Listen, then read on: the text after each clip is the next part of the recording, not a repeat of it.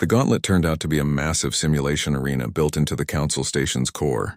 The human team stood at the entrance looking at a space that seemed to stretch into infinity.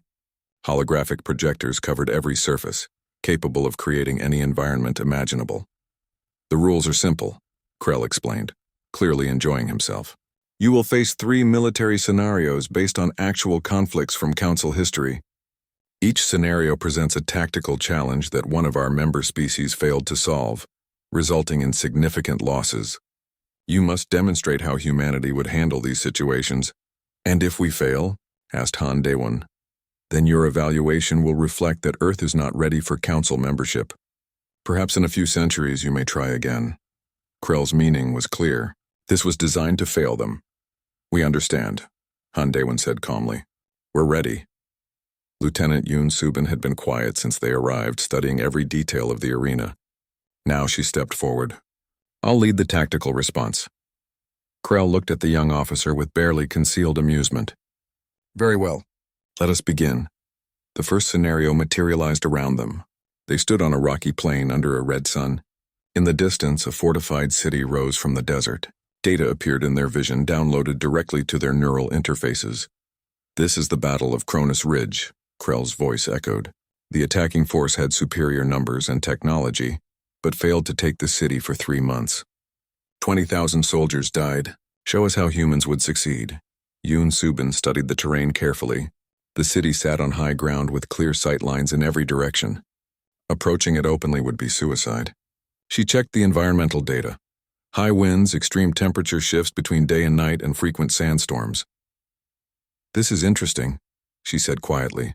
Minji, can you analyze the soil composition? Minji pulled out her scanner. Mostly silicon and iron oxide. Why? Because we're not going to attack the city, Yoon Subin said. We're going to make them abandon it. She outlined her plan quickly. Using the materials available in the desert, they would create dust clouds that would appear as massive approaching armies. The high winds would carry the dust for miles. Meanwhile, small teams would infiltrate during sandstorms and contaminate the city's water supply with harmless but foul-tasting compounds made from local minerals. No violence, no direct assault. This is psychological warfare, Yoon Subin explained. Make them think they're surrounded by overwhelming forces. Make their resources unpleasant to use. Make staying more costly than leaving. In 3 weeks, they'd evacuate on their own. The simulation ran. Krell watched in growing disbelief as the strategy worked exactly as predicted. The defenders, faced with what appeared to be endless enemy forces and declining morale, chose to retreat to a more defensible position. This is trickery, Krell protested. Not honorable combat. We weren't asked to be honorable, Han Daewon replied coolly. We were asked to succeed. We succeeded. Murmurs ran through the observation gallery where hundreds of council members watched. Some sounded impressed, others sounded disturbed. The second scenario appeared. This time they stood in space, commanding a small fleet of ships. Enemy vessels surrounded them, outnumbering them 5-1. The Battle of the Void Tears, Krell announced. A complete massacre. The defending fleet chose to fight and was annihilated. How would humans survive this? Li Jiwoo took command of this scenario, her pilot instincts kicking in. She studied the enemy formation and noticed something odd. The enemy ships maintained perfect spacing and moved in absolute coordination. They're using a central command system, she said. All those ships are controlled from one location, probably that large vessel in the center. So we target that ship? Asked Choi Hyun-woo. No, Li Jiwoo said, a wild grin spreading across her face. We hide. She ordered the fleet to power down all systems except life support and emergency thrusters. The ships went dark, drifting like debris. The enemy fleet, expecting a fight, spread out to search for them. Now we wait, Li Jiwoo whispered. Their sensors are looking for active ships. We're just floating rocks to them. As the enemy passed through their position, Li Jiwoo gave the order. The human ships powered up instantly and accelerated, not toward the enemy but away, using the enemy fleet itself as cover. They escaped before the enemy could react. You ran away. Krell's voice was sharp with anger. We survived, Li Jiwoo corrected. The scenario said survive and not win. Sometimes survival is victory. The observation gallery erupted in debate. This concept seemed to confuse many species. Fighting to the last was seen as honorable. Retreating was seen as shameful. But humanity had learned long ago that living to fight another day was often the smartest choice. The third scenario was the hardest. The team found themselves in command of a colony under siege. The enemy had superior weapons and was systematically destroying the colony's defenses. Surrender meant slavery. Fighting meant death. This time, all 6 humans worked together. Kimbora analyzed the enemy culture and found they valued honor above all else. Minji discovered the enemy's weapons had a specific weakness. They overheated in humid conditions. Choi Hunwoo designed a strategy that combined everything. They proposed using the colony's water reserves to flood the battlefield, creating artificial humidity. While the enemy's weapons malfunctioned, the colonists would send a single champion to challenge the enemy commander to personal combat. The enemy culture would demand they accept. And who fights this challenge? Krell asked mockingly. You have no warriors among you. I'll do it, said Han Daewon quietly. The simulation placed him in an arena facing a massive warrior twice his size. The fight was brutal. Han Daewon took terrible hits, but he kept standing. He kept fighting. He used every dirty trick, every desperate tactic, everything he had learned in the resource wars. And he won. Not because he was stronger or faster, but because he refused to quit. When the simulation ended, Han Daewon fell to his knees, breathing hard. The injuries weren't real, but they felt real. His team rushed to support him. The observation gallery was completely silent. Then Elder Thune, the being wrapped in living metal, spoke. In 3 scenarios, the humans have demonstrated tactical flexibility, creative thinking, and indomitable spirit. They fight unlike any species we have encountered. I vote to continue their evaluation favorably. Others began to agree. Krell looked furious, but he couldn't argue with the results. As the humans were escorted back to their quarters, Minji made a discovery. She had been running background searches on the Council's database during the trials, and something had caught her attention. Commander, she said urgently once they were alone, I found something disturbing. The Council has files on Earth going back 50 years. Detailed observations, population studies, resource assessments, technology tracking. They've been watching us, Han Daewon said, feeling cold. Yes, but there's more. Look at this note from 30 years ago. She pulled up a document marked classified. It says Earth showed potential for rapid advancement and should be monitored closely. It recommends delaying contact until absolutely necessary. They were afraid of us, Kimbora breathed. Even before we had FTL technology. Not afraid, Choi Hyunwoo corrected. Threatened. We represented competition. Yoon Subin was reading more files. Look at this. Records of 14 other species that showed similar potential. All of them were given junior status and never advanced. The system is designed to keep new species down. Han Daewon felt anger burning in his chest. They brought us here knowing they would fail us. The gauntlet, the trials, all of it was meant to keep us in our place. What do we do? Asked Lee Jiwoo.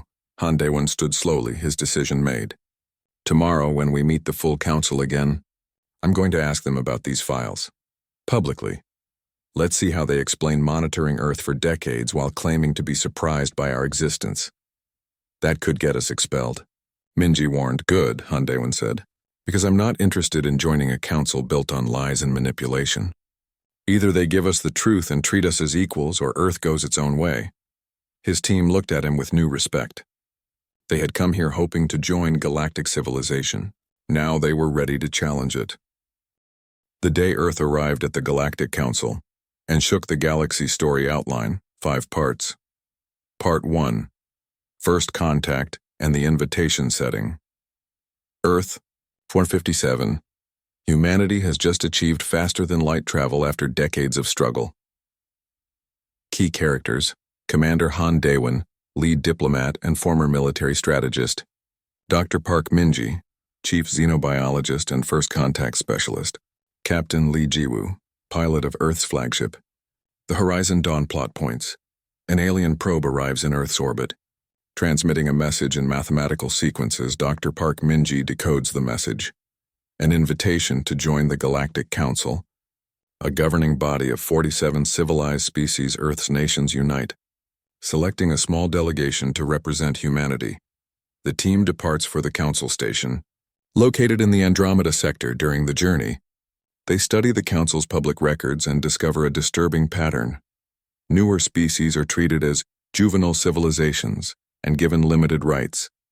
Commander Han Daewon realizes humanity must make a powerful first impression or risk centuries of subjugation, themes introduced, humanity's determination, underestimation by advanced species, the weight of representing an entire world. Part 2. The council chamber and the test setting, the Grand Council Station, a massive structure orbiting a neutron star. New characters, Ambassador Krell, Vosarian species, a condescending senior council member who views humans as primitives. Elder Thune, Quilaxian species, a neutral observer curious about humanity. Choi Hyunwoo, Earth's military attaché and strategic advisor. Plot points. The human delegation arrives and is immediately overwhelmed by the scale and diversity of alien species. They are escorted to the council chamber, where hundreds of representatives from different species gather. Ambassador Krell presents Earth's evaluation test, a series of challenges designed to assess technological capability, cultural sophistication, and conflict resolution. The first test involves a simulation. Earth must solve a resource crisis on a dying colony world. Most species expect humanity to fail, as they lack advanced technology.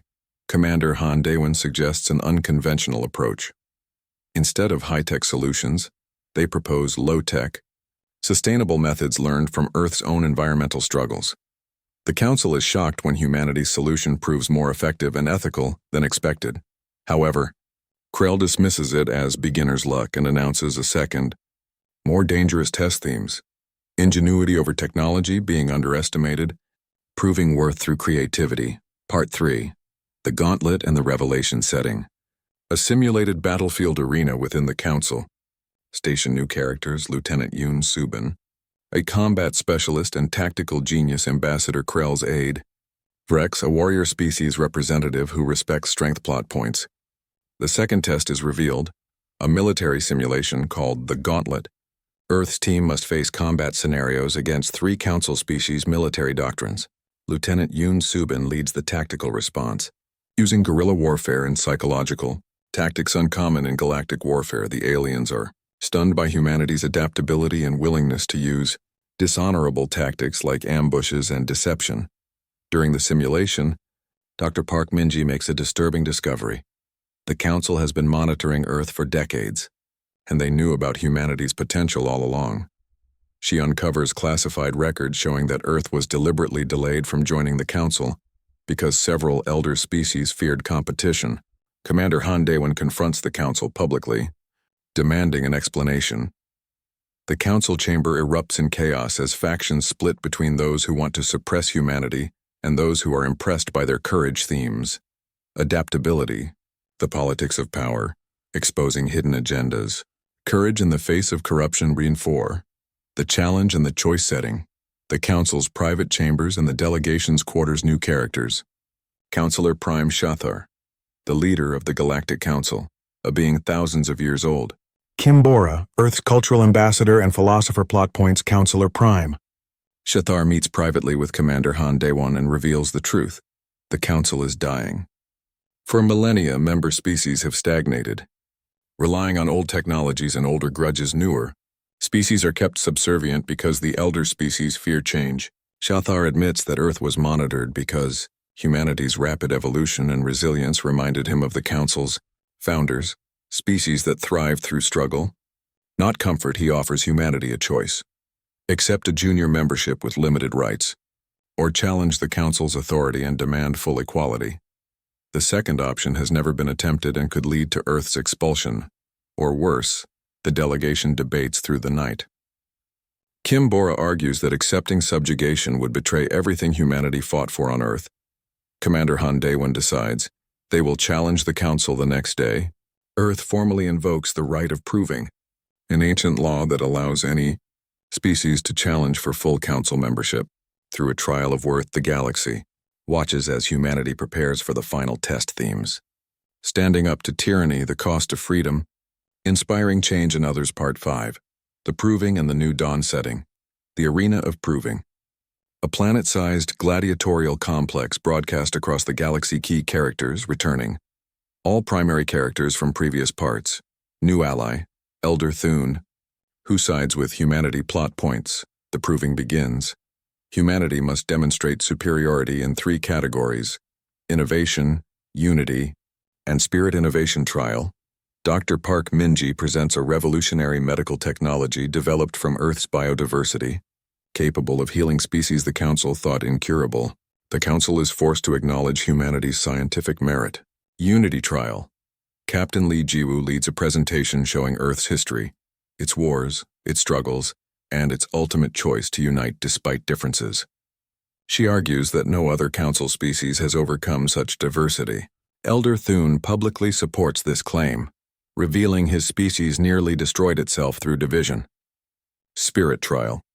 This is the final and most dangerous test, a one-on-one combat between Commander Han Daewon and Ambassador Krell's champion. It's not about winning, but about demonstrating the will to never surrender. During the brutal fight, Han Daewon is severely wounded but refuses to yield. His determination moves even his opponent, who acknowledges humanity's indomitable spirit. Counselor Prime Shathar halts the fight and declares humanity has passed the proving. Earth is granted full membership with equal rights, the first species in over 1,000 years to achieve this. As the human delegation prepares to return home, dozens of younger Council species approach them, inspired to challenge their own limitations. Commander Han Daewon's final words to the Council. We didn't come here to conquer or to kneel. We came to stand as equals, and now, the galaxy will never be the same. Epilogue. 5 years later, the Galactic Council has transformed. Humanity's arrival sparked a renaissance of innovation and reform. Earth becomes a hub of galactic culture, and humans serve as mediators and innovators throughout known space. The story ends with a young Korean girl on Earth looking up at the stars, knowing that her future is limitless. Final themes. Triumph of the human spirit. Inspiring systemic change. Earning respect through perseverance. The beginning of a new era. Character summary. Main human characters. Commander Han Daewon, diplomat leader. Dr. Park Minji, scientist. Captain Lee Jiwoo, pilot. Choi Hyun-woo, military advisor. Lieutenant Yoon Soo-bin, tactical specialist. Kim Bora, cultural ambassador. Key alien characters. Ambassador Krell, antagonist. Counselor Prime Shathar, complex elder. Elder Thune, ally. Vrex, warrior. Core story. Message: humanity's strength lies not in superior technology or ancient wisdom, but in resilience, adaptability, and the refusal to accept limitations. When Earth arrived at the Galactic Council, they didn't just earn a seat at the table, they reminded the galaxy what it means to truly live. The Grand Council Station was beyond anything the human crew had imagined. Lee Jiwoo brought the Horizon Dawn out of faster-than-light speed and simply stared. The station stretched across space like a small planet, its surface covered in towers and domes and structures that defied easy description. Ships moved around it like insects around a hive, thousands of different designs from species humanity had never dreamed existed. That's impossible, breathed Minji, her scientific mind struggling to process what she was seeing. The energy requirements alone would require harnessing an entire star. They've had thousands of years to figure it out, Han Daewon reminded her. But even his steady voice held a note of awe. A communication came through in perfect English. The voice sounded artificial but pleasant. Horizon Dawn, you are cleared for docking at Reception Bay 749. Welcome to the Galactic Council. Lee Jiwoo guided the ship through the maze of traffic following the navigation markers. Other ships gave them curious looks as they passed. Some were elegant and streamlined. Others looked like they had been grown rather than built. A few seemed to be made of pure energy held in geometric shapes. The docking bay could have held 50 ships the size of the Horizon Dawn. They were the only vessel there. As the crew disembarked, they got their first look at aliens in person. The greeting committee consisted of 5 beings. One looked like a massive insect standing upright on 4 legs. Another resembled a floating jellyfish made of silver light. The third appeared almost human but with blue skin and eyes that had no pupils. The fourth was a walking plant, its body covered in leaves that rustled though there was no wind. The fifth was hardest to look at directly, as if it existed slightly out of phase with normal space. Welcome, humans, said the blue-skinned one, speaking through a small device that translated its words. I am Ambassador Krell of the Vosarian Collective. I will be your guide and evaluator during your time here. There was something in Krell's tone that Han Daewon immediately disliked. A condescension, subtle but present, the way someone might speak to a child. Thank you for receiving us, Hyundai-1 replied carefully. We're honored to be here. Yes, well. Krell made a gesture that might have been a smile or might have been something else entirely. Let us proceed to the council chamber. Your evaluation begins immediately. The chamber was vast beyond reason. Thousands of seats rose in circular tiers around a central platform. Most were filled with beings of every imaginable form. Some breathed different atmospheres and sat behind transparent barriers. Others didn't seem to have physical bodies at all, existing as patterns of light or sound. The human delegation stood on the central platform, feeling very small and very alone. Humans of Earth, boomed a voice that seemed to come from everywhere at once. You have requested membership in the Galactic Council. To determine your status, you must undergo the trials of civilization. These tests will measure your technological capability, your cultural sophistication, and your capacity for peaceful resolution of conflict. Hyundai-1 noticed that Krell was smiling now. Definitely smiling. Your first trial begins now, the voice continued. A hologram appeared above them showing a planet. This is the colony world of Tertian 5. Its sun is dying prematurely due to stellar instability. 3 million inhabitants will perish within 2 years unless a solution is found. What is your proposal? The image zoomed in to show cities, farmlands, and desperate people of a species that looked like upright wolves with 6 legs. The human team huddled together. This is a trap, whispered Choi Hyun-woo. They want to see how we handle a no-win scenario. There's always a solution, Minji said, studying the data that appeared on her tablet. Look at the planet's composition. High levels of thorium and uranium in the crust. They're expecting us to suggest some advanced technology we don't have, said Kimbora. Something that would make us look primitive, Hyundai-1 thought quickly. Every species in this chamber had technologies far beyond Earth's. If they tried to compete on that level, they would fail. But what if they competed on a different level entirely? We propose a multi-phase evacuation and terraforming operation, Hyundai-1 announced loudly. But not using advanced technology. We suggest using the planet's own resources. The chamber fell silent. Krell's smile faded slightly. Hyundai-1 continued. The planet has abundant radioactive elements. These can be processed into basic nuclear engines using simple 20th century technology. Build transport ships from local materials. Meanwhile, establish agriculture stations on the planet's 3 moons using hydroponics and solar collection. The moons have ice, which means water and oxygen. Move the population gradually while developing the moons into habitable colonies. That would take years, Krell objected, and require enormous labor. It would take 3 years with the population working together, Minji added, pulling up calculations. But it would cost almost nothing in terms of advanced resources. Every material needed is already there, and at the end, instead of abandoning their world, they'd have 3 new worlds. This is absurd, Krell said. Why use primitive methods when advanced technology exists? Because advanced technology requires advanced infrastructure, Kimbora replied, which a dying colony world doesn't have. Our solution uses what they have, not what they don't. The voice from everywhere spoke again. The human solution is evaluated as viable. Moreover, it is sustainable and educational. The population would learn self-sufficiency. This is unexpected, murmurs spread through the chamber. Some sounded impressed. Others sounded disappointed. Krell's expression had gone cold. A fortunate guess. Let us proceed to the second trial. The second trial appeared. This time it was a scenario about 2 species fighting over a resource-rich asteroid belt. Both claimed historical rights to it. Violence seemed inevitable. Again, the humans surprised the council. Instead of suggesting military intervention or complex treaties, Choi Hyun-woo proposed something simple. Split the resources, but share the technology to process them. Each species would teach the other their best mining techniques. Both would benefit more than if either controlled the entire belt alone. Cooperation over conquest, Choi Hyun-woo explained. We learned this lesson the hard way on Earth. We nearly destroyed ourselves fighting over resources. Then we realized that working together multiplied what we could achieve. The council seemed genuinely surprised by this. Many species had never considered such an approach, but Krell wasn't finished. These trials are adequate for basic evaluation. However, I invoke the right of extended trial. I propose the humans undergo the gauntlet. The chamber erupted in noise. The human team didn't understand what was happening, but they could tell it wasn't good.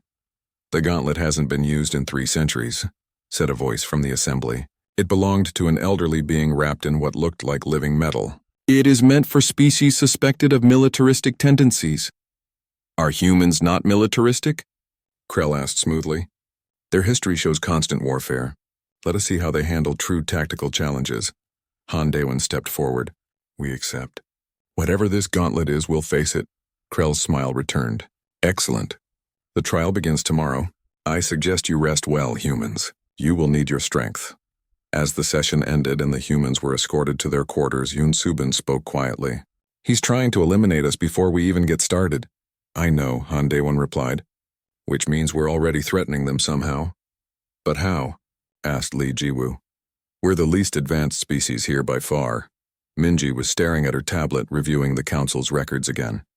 Suddenly her eyes widened. Commander, look at this.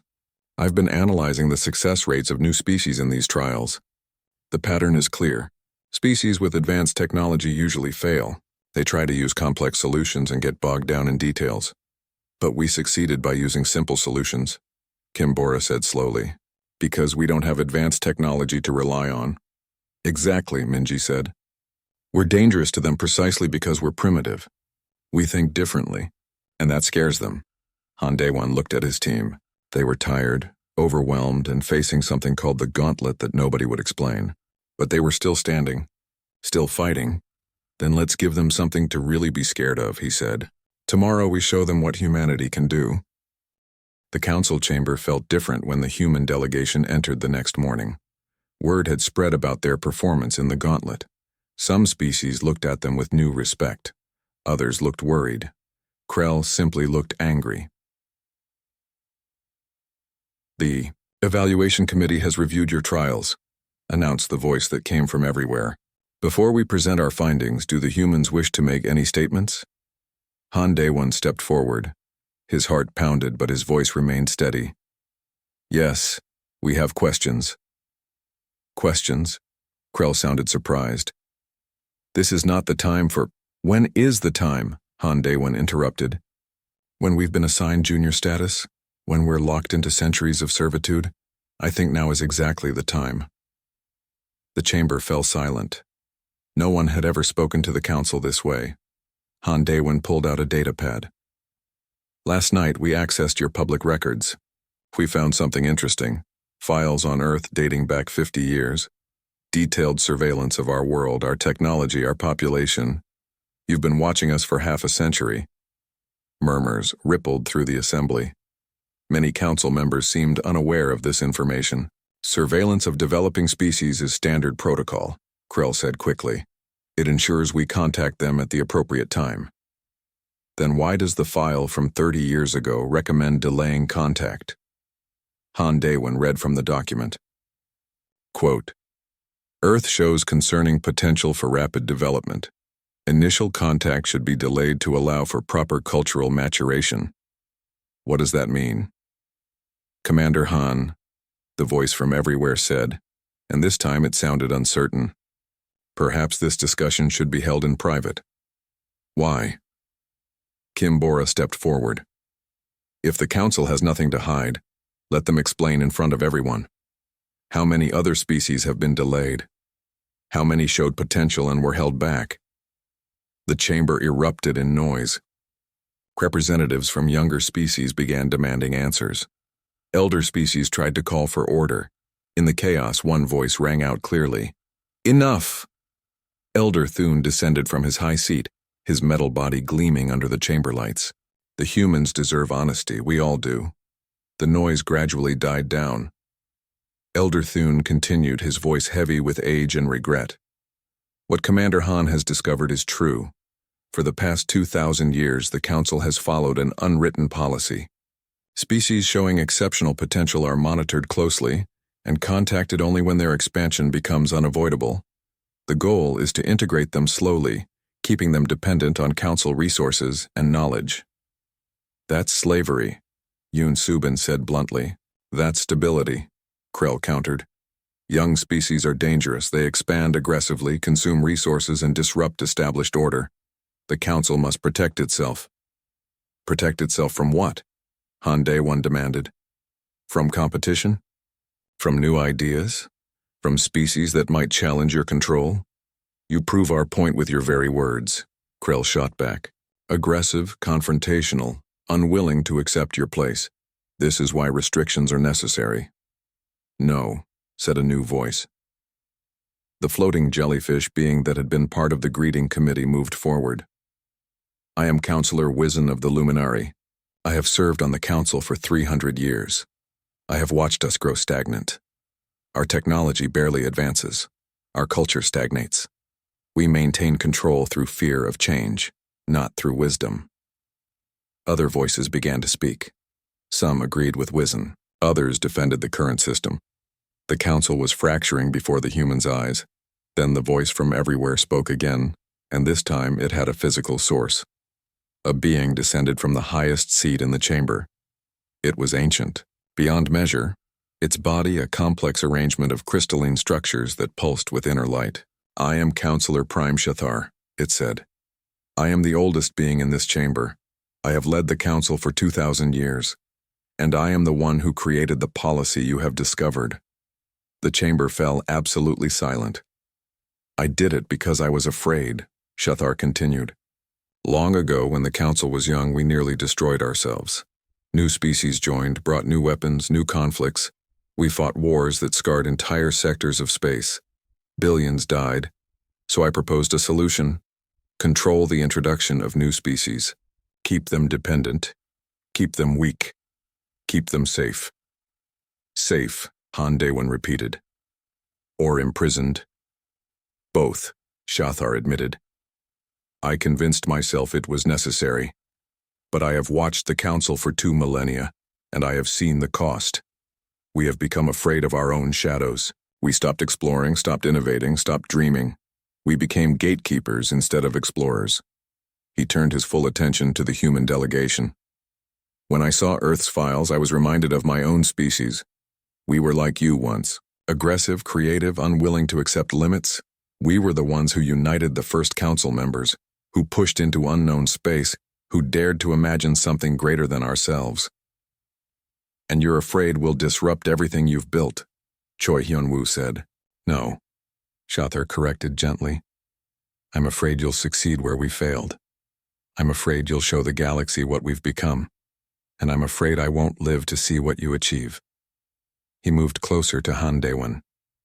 I brought you here knowing exactly what would happen. I knew Krell would try to suppress you. I knew you would discover the truth. I wanted to see what you would do. Why? Asked Minji. Because the council is dying, Shathar said simply. Not physically, but spiritually. We need change, or we will fade into irrelevance. But I cannot force that change. It must come from outside. It must come from species like yours. You're asking us to revolutionize your government, Li Jiwoo said incredulously. I'm offering you a choice, Shathar replied. Option 1. Accept junior membership. Receive access to council technology and markets, but with limited rights. In 500 years, perhaps you earn full status. This is the safe path. And option 2? Han Daewon asked. Invoke the right of proving, Shathar said. An ancient law that allows any species to challenge for immediate full membership. If you succeed, Earth joins as an equal. If you fail, you leave and cannot return for 100 years. What does this proving involve? Kim Bora asked. Trials more difficult than anything you've faced. You must prove superiority in innovation, unity, and spirit. Not just competence, but superiority. In 2,000 years, only 3 species have attempted it. All failed. Krell smiled viciously. This is absurd. Humans are barely spacefaring. They would be crushed. Maybe, Shathar agreed. But that is their choice to make, not ours. Han Daewon looked at his team. They were exhausted, overwhelmed, facing an impossible decision. But he saw something else in their eyes too. Determination, pride, the same stubborn refusal to quit that had carried humanity through every disaster in its history. Can we have time to discuss this? He asked. You have until tomorrow, Shathar said. Back in their quarters, the team sat in heavy silence. The weight of the decision pressed down on them. They weren't just choosing for themselves. They were choosing for all of Earth, for all of humanity. We should take the junior membership, Choi Hyun-woo said finally. It's the practical choice. We get access to their technology, their knowledge. Even limited membership is better than nothing. It's also a trap, Yoon-sub countered. Once we accept junior status, we'll never escape it. We'll become dependent on them. In 500 years, we'll be so integrated into their system that we won't even remember what it means to be truly independent. But the alternative is insane, Choi Hyun-woo argued. 3 species have tried the proving in 2,000 years. All failed. What makes us think we can succeed? Nothing, admitted Lee Ji-woo. Absolutely nothing. We're the least advanced species here by far. We don't have their weapons, their technology, their experience. By any logical measure, we should fail. Then why am I even considering it? Choi Hyun-woo asked, frustration in his voice. Kim Bora spoke quietly. Because logic isn't everything. Because humanity has never been good at accepting limits. Because every great achievement in our history came from people who were told something was impossible and did it anyway. She stood and walked to the window, looking out at the vast station and the stars beyond. My grandfather fought in the resource wars. He told me stories about the darkest days, when it seemed like humanity would destroy itself. But we didn't. We found a way forward. We always find a way. This is different, Choi Hyun-woo said. We're not fighting ourselves. We're competing against species thousands of years ahead of us. So? Yoon-sub said with a fierce grin. That just means they've had thousands of years to get comfortable and lazy. We're hungry. We're desperate to prove ourselves. That counts for something. Minji had been quiet, running calculations on her tablet. I've been analyzing the gauntlet results. Do you know why we succeeded? Not because we were smarter or stronger. Because we approached problems differently. Every solution we provided used methods the Council had never considered. Simple methods. Human methods. That's your answer, Choi Hyun-woo said. We should stake Earth's future on being different. Yes, Han Daewon said firmly. Everyone turned to look at him. Minji is right. Our strength isn't in matching them. It's in being ourselves. The Council has spent 2,000 years creating perfect, efficient, logical solutions to every problem. And in doing so, they've forgotten how to innovate, how to take risks, how to dream. The arena of proving was not like the simulation chamber. This was real, built on a barren moon orbiting the Council station. The entire structure was visible from space, a massive amphitheater carved into the moon's surface. Billions across the galaxy watched through transmitted feeds. Earth held its breath. The human team stood in the arena's center looking up at tiers of seats that stretched to the horizon. Every seat was filled. This was history being made one way or another. The trial of innovation begins. Shathar's voice echoed across the arena. Humanity must demonstrate technological or scientific achievement superior to existing Council standards. You have 6 hours. Begin. A platform rose from the arena floor holding various raw materials and basic tools. This was the test. Create something revolutionary from almost nothing. Minji looked at the materials and felt panic rising. They had no advanced equipment, no laboratories, nothing they would normally need for research. Then she remembered something Han Daewon had said. Stop following the manual. Change the game. We're not going to invent new technology, she announced to her team. What? Choi Hyun-woo looked confused. That's literally the trial. No, Minji said, pulling out her personal tablet. The trial is to demonstrate superiority. Technology isn't superior if it can't be used. She began working frantically. Every species here has advanced medicine, right? Miracle cures, instant healing, biological reconstruction. Yes, Lee Ji-woo said. So why do I still see diseases in the Council records? Why are there medical journals discussing unsolved conditions? Minji's fingers flew across her screen. Because their medicine is too specialized. It works perfectly for the species it was designed for and fails for everyone else.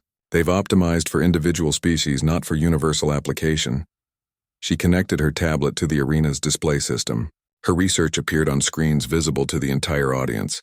Earth doesn't have advanced technology, Minji explained. But we have something better. Diversity. Our planet has millions of species all sharing one biosphere. Evolution taught us that successful biological systems are adaptable, not specialized. She brought up her proposal, a medical framework based on Earth's biodiversity principles. Instead of species-specific treatments, use adaptable protocols that could be modified for any biology. The key was in understanding core biological functions common to all life, regardless of form. I've analyzed the Council medical database, she continued. There are 17 conditions affecting multiple species that your specialized medicine can't solve.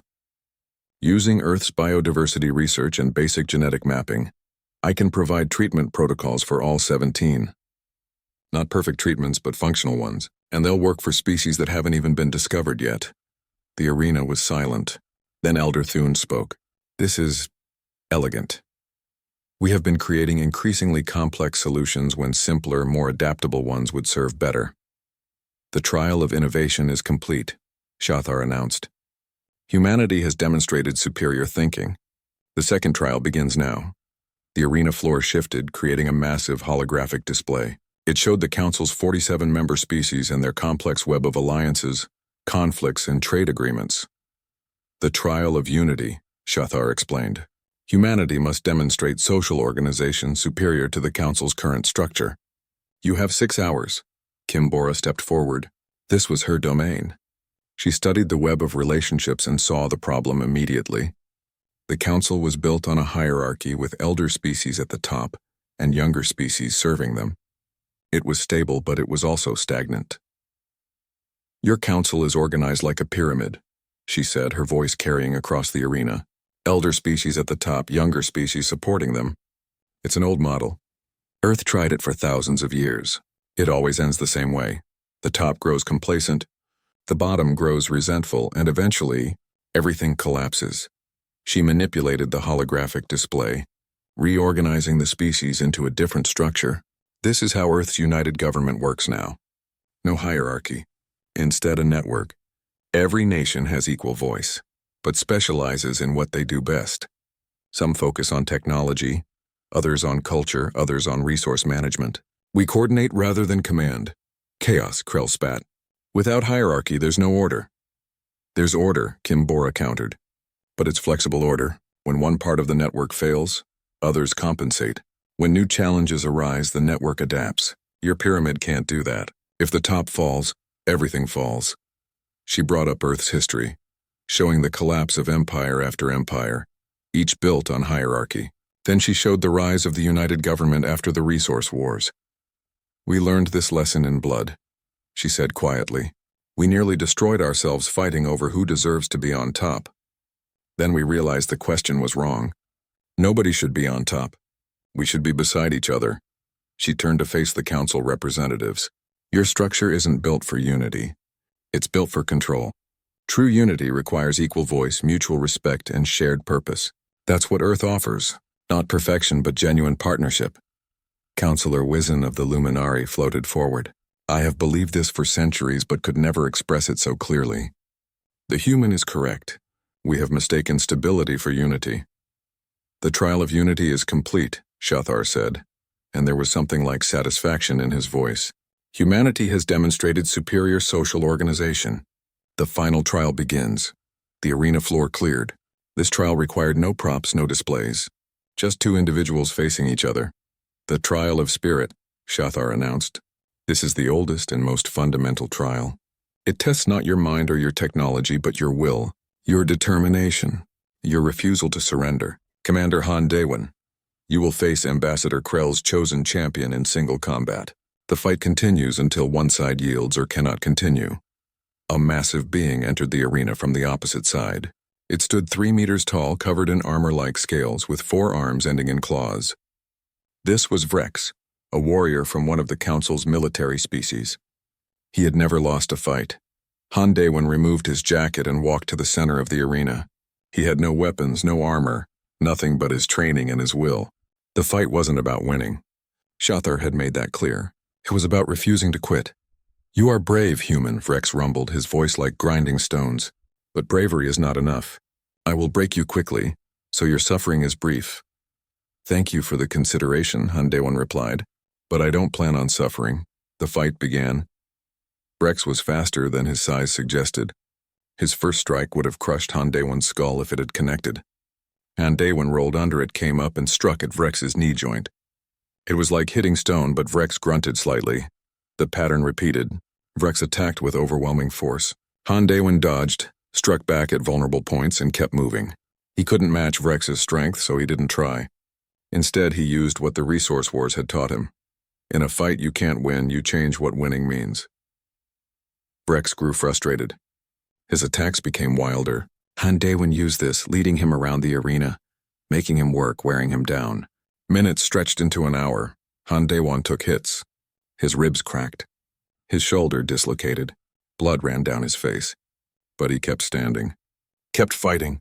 Every time Vrex knocked him down, he got back up. Why won't you stay down? Vrex roared after the 20th knockdown. You cannot win. I don't need to win, Handaewan gasped through broken teeth. I just need to not lose. 2 hours in, both fighters were exhausted. Vrex's armor scales were cracked in dozens of places. Handaewan could barely see through swollen eyes. But neither would yield. The entire galaxy watched in silence. This wasn't about skill anymore. It was about pure will. 3 hours. 4. The fight became less about technique and more about who could stand longer. Both fighters moved in slow motion, each step an act of defiance against their body's demands to stop. Finally, after nearly 5 hours, Vrex dropped to one knee. Not from injury, but from exhaustion. He looked at Handaewan, who was barely standing, swaying like a tree in a storm. You are the most stubborn creature I have ever fought, Vrex said. You should have fallen hours ago. Yeah, Handaewan agreed. I should have. But I'm human. We're not good at knowing when to quit. Vrex laughed, a sound like rocks tumbling. I yield. Not because you defeated me, but because you have earned my respect. To fight you further would be dishonoring your spirit. He stood and offered a clawed hand.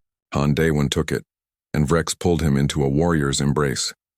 Humanity has allies in my people, Vrex said quietly. Your spirit matches ours. The arena erupted in sound. Some species cheered, some protested. But the verdict was clear. The trial of spirit is complete, Shathar announced. In all my years, I have never seen such determination. Humanity has passed all 3 trials. The Council must now vote on full membership. The vote took place immediately. It was closer than expected. Many elder species voted against, afraid of change. But younger species voted overwhelmingly in favor, inspired by what they had witnessed. Several elder species, including Elder Thune and surprisingly even Counselor Wizen, also voted yes. The vote is complete, Shathar said. By a count of 29 to 18,